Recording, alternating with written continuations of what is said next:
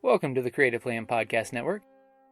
Join us as we share our favorite RPGs, one-shot games, tabletop games, reviews of items, and convention panels, and other exciting things that we run into from time to time. Sit back and enjoy the show.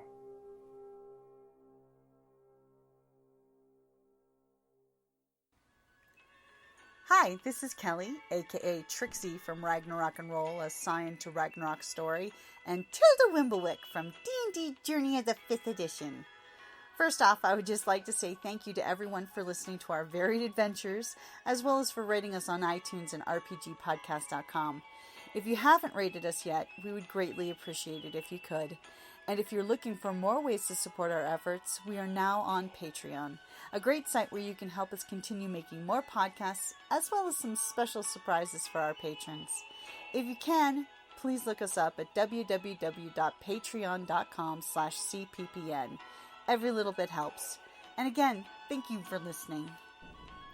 Hey guys, Jim here at Creative Playing Podcast Network. Sitting here with Scott, Kelly, Michael. Yay. Everybody say hi real quick and introduce yourself so they can recognize the voices, because I kind of realized we haven't done that from the beginning, so people have no clue who you are for the first 2 days of the month. Hi, I'm Kelly. Hello, I'm Michael. Hi, I'm Scott. Hey guys, so it is August the 3rd. Engage is the word. Scotty, engage. Or no, it's Sulu, engage. Or Wesley, engage. So, what does engage mean to you? And who wants to go first? That's good. This one's a good go. Yeah, I'll go. Okay.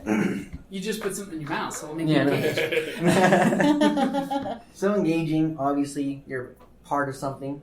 You're doing something, either role-playing, anything like that, or whatever you do outside of work that's fun, or inside of work, who knows. Only if you're really lucky to have that kind of work. That would be awesome. So, if you're like me, and I do get into role-playing, especially D&D, I get into my character sometimes. One of my campaigns, I'm a bard, changeling. Yeah. And of course, if you're a bard, you're a sex fiend, obviously. So, that's a given. If you're not, you're playing the bard wrong. And I always bring my guitar, so I go in, if I try to persuade someone, pull it out. Try to seduce someone, pull out the guitar. If I'm just trying to talk to someone, pull out the guitar either way. If I'm trying to attack someone. Yeah. Either way, guitar. Whatever you're doing, guitar is the only option. Or if you're casting a spell, vicious mockery. Best Every bard should have that spell. Literally, you're hurting someone with words. Oh my god, I love it. And you're giving them disadvantage. Hello, not only does it give 1d4 psychic damage, but you're on disadvantage until your end of your next turn or something like that. I love it. So, you're right there just standing up on the table. And you get to insult people. Insult them, seduce them, slap them, and then seduce them, you know? Either way, someone's getting seduced. Engage. Engage. So what you're saying as a bard is make sure to engage with the NPCs and the antagonists around you, instead of just hitting them with a stick. Yeah, exactly. And if you're this type of bard that breaks the fourth wall and talking to the DM, GM, whatever you want to call them, there we are. Seducing the GM just to get your way as your bard. Oh, those seductive words. Okay, since we're talking about bards, I will end this with a horrible pun. So, when you're playing your guitar and you're seducing somebody, you're really hitting those power chords.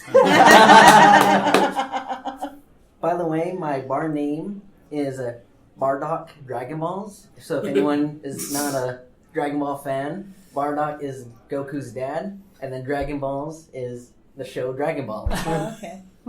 So what's your changeling name? That's my changeling name. Oh, okay, because you were raised with humans, weren't you? But when I transform, I'm always Leopold. See, no, like for mine, I have like names and personas for.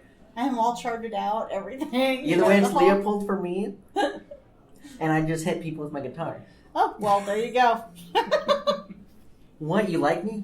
Back, idiot. It's your guitar of El Cabong. Engage. Engage. That was very engaging. So, engage. Of course, when I hear the word engage, I think about pre-marriage. Mm-hmm. And engage. I do too. And there was...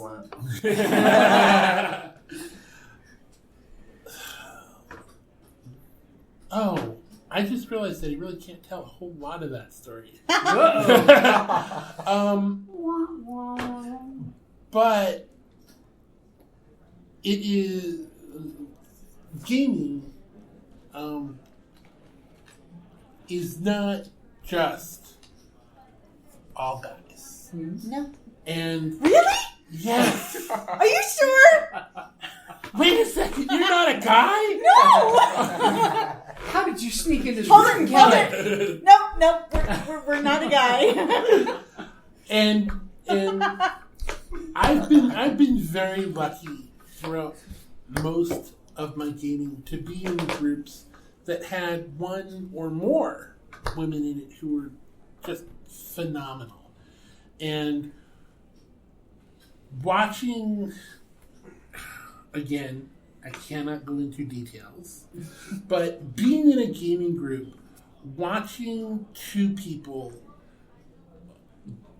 fall in love both in and out of character Oh, that's a beautiful thing to watch. is just really beautiful. It really is. And again, cannot go into details. However, I can tell you that they are now married and have 2 kids, and I think they're like 9 and 6 now.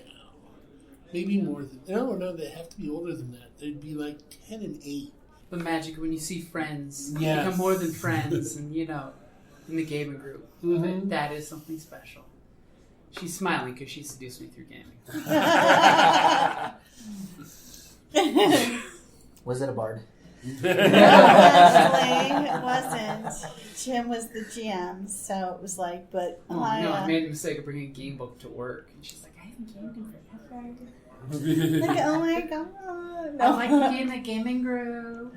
Yeah, so I finagled a gaming group, and that was a lot of fun. Yeah. Yeah. So what's your engaged? Engage, I would have to say, you know what,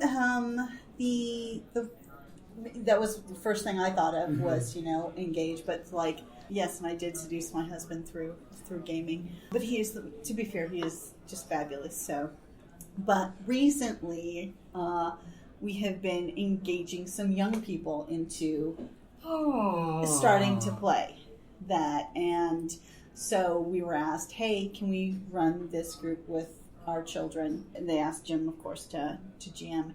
So Jim and I have been making a point to engage these children into gaming, and it's been awesome. It's been fabulous. As a matter of fact, the very first time we were asked to do one with Talia's nephew and stuff, because he was interested and he wanted to. And I'm like, yes, let's engage the youth. Let's just spread the, it's like the skills. Because we had done it with my nephew too. Introduced him to gaming. And then he named his paladin after his father. it was so sweet. So then he and one of the other boys was playing. And then the third boy was like, I do want to play now. So at first he's like, I don't want to play this, and he's like, you're fun.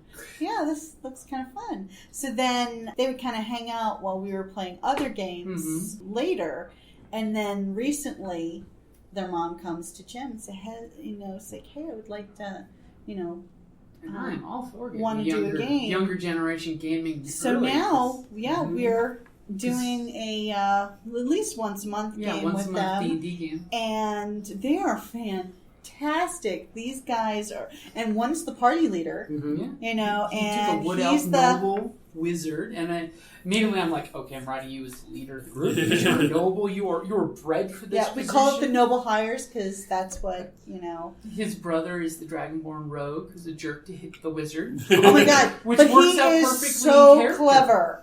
Yeah. It's like he comes with some of the craziest roguish stuff. It's Totally like in character perfectly. it's great. So then, of course, their mom and another family friend are in the group as well, and it's so neat to see these boys. You know, because I mean, come on, with today, you know, most kids are glued to their phones or the computer consoles and stuff. And yes, and when we're over, we see them doing that. Yes, but when it's we very play personal. D&D, the But when we boys play, aren't even they're touching their electronics. both there and they're engaged in the game, and they're kicking ass and taking names. Let me tell you. Right. So I just, you know, so.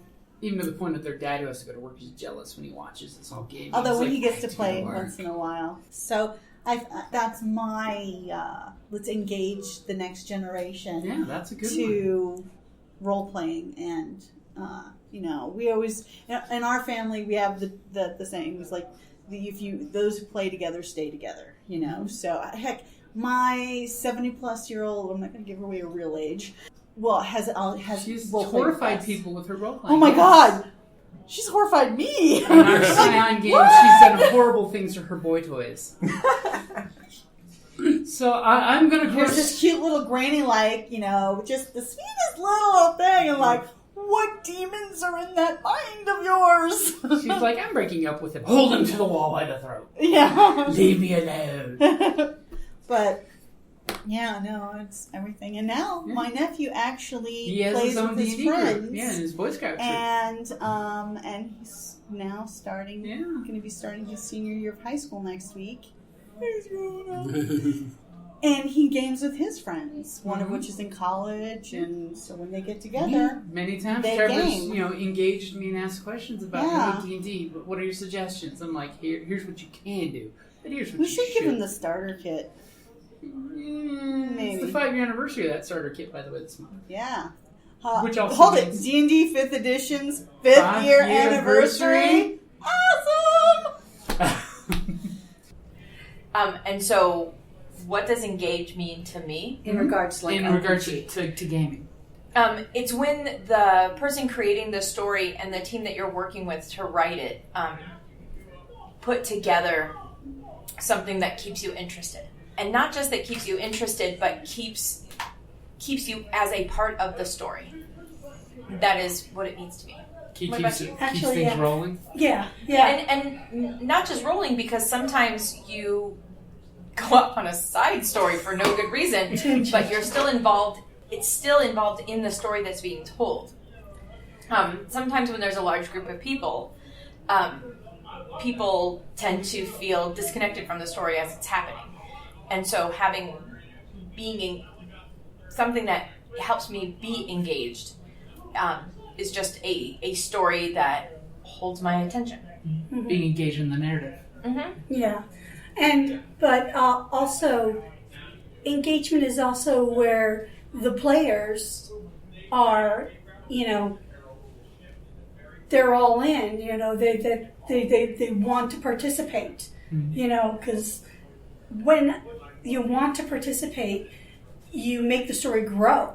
Mm-hmm. Okay? It's not just the amazing things your GM does, you know, but how you play, and if you have a really good game master like you. Well, even other players. When the even energy other players, starts flowing and off it can each make other. the story, you know, flow and go ways you never would have thought possible because you had that buy-in from your group that they were engaged, you know, and that they're not just like sitting there on their phone and, you know, not that we don't do that. I mean, But we you all can do be that, on your phone and still be engaged. be part of it, you know. But you know what I'm talking about when somebody's just obviously check they're out. just like when they're checked out, Yeah. And you can feel that in a game table. When, you can when feel one it. person is Yeah. just like, I'm just taking up a seat, you can feel that. yeah. So it's when you have that buy-in, But they're always up the other thing. yeah, that you have from the people,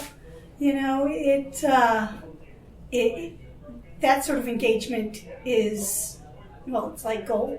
Mm-hmm. You know, I mean, you can, Makes it more fun. yeah, and the story could go anywhere. So I'm going to go with something gaming related as engaging your players. As a GM, storyteller, game master, whichever MC, whatever game system you're playing is. Make sure as a game master to engage your players in-game and out of game. Because by all means, communicate via Facebook, text message, whatnot of the players. Because, you know, talking about in-game stuff, out of the game sometimes helps the in-game stuff. And the homework you sometimes give us. Yeah, homework is good. I've been nice with the airship Galivant group because everyone's busy in life. Yeah. I rarely shoot homework out other than find some cool pictures. Read this pamphlet I wrote for you. But definitely make sure as a game master to engage your players, and as players, engage your GMs. If you have a cool idea for your character, let your GM know. Because your GM's trying to take care of 5+ people at the table on any average time. If he glazed over you at a game session, say, hey, not being a jerk, but you missed me that game session doing a thing. Because sometimes that does happen. Because, you know, GM's trying to keep the storyline in the back of his head and engaging with everybody. Also depends on the size of the group, I would think. Yeah. Sometimes larger groups, it's hard to keep everyone engaged and try to amuse the other ones that aren't engaged with what's going on with the poor bastards in the scene. So definitely as a GM, make sure you're striving to engage with everyone. And as, you know, everybody's saying, make sure, you know, communicate, socialize, you know, make sure you're playing the game because you're playing a game with a bunch of friends and engage with your damn friends. And of course, out of game engagement is great because it helps reinforce the game and it gives you ideas. Because, you know, if you got a cool idea, throw it out there. It's like, it's not just in Star Wars where if you have a cool idea for suggestion on threat or advantage, you can throw it out to your team. Or, you know, just say, hey, wouldn't this be a cool idea? Don't be afraid to speak up and engage with your team. I've seen many gaming groups where somebody's afraid of speaking up, but they had the coolest idea in the universe and not the lame idea they went with because they were afraid to engage with the group. So never be afraid to engage with the group. Most gaming groups need to know that this is a circle of trust. If you engage the circle of trust, and yes, I'll be a jerk. I kept thinking engage is in Star Trek. Stay on target. Engage. So just make sure to, you know, enjoy gaming, enjoy your friends, engage with life and engage with gaming, and, you know, make sure to keep engaged. Alrighty, guys, thank you for listening. And this was August the 3rd, Engaged. And we're not going to call Scott out on Tuscany again.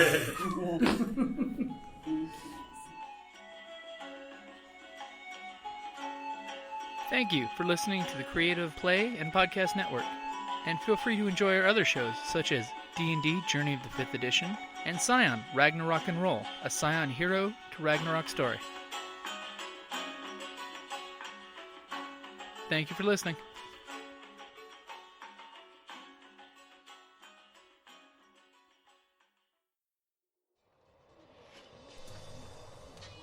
On the battlefield, I'm a warrior, ready to kill or be killed. I've defeated orcs from the north, sent Kandorian demon spawns back to the depths, and drank with Cimmerian heroes. But when I get back from a hard day of disemboweling my enemies, I enjoy nothing more than to open my castle doors and find a dungeon crate as my reward for blood well spilled. Designed for role players and tabletop gamers, Dungeon Crate is a monthly subscription box service with a treasure hoard of loot you can use on or off the battlefield. Miniatures, dice, tokens, coins, maps, modules, terrain pieces, handcrafted items, RPG jewelry, and more are yours for only a few gold per month. You even get a digital crate along with a physical one as an added bonus. So what say you? Are you ready for postal glory? Oh boy.